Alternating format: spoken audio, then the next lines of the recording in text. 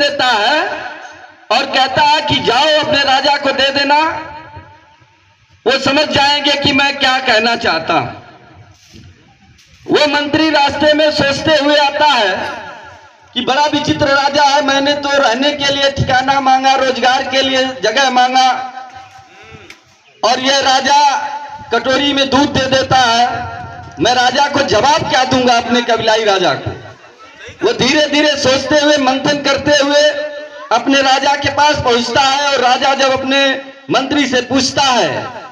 कि आपको उस राजा ने क्या कहा, क्या जवाब दिया,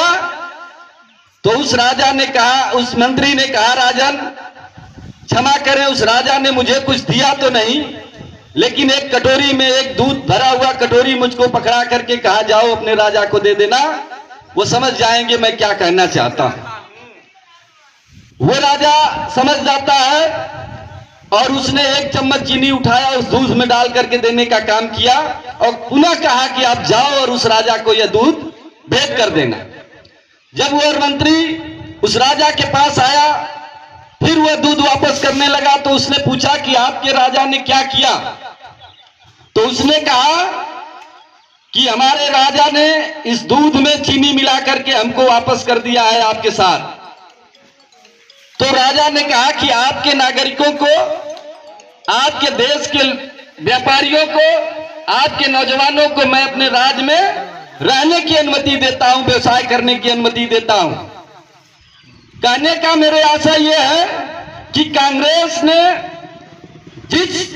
विशाल वातावरण को प्राप्त किया था इस देश को,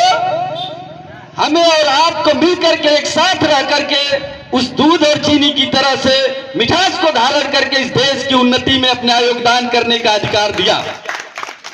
इसलिए हम कांग्रेस के दामन को थामे।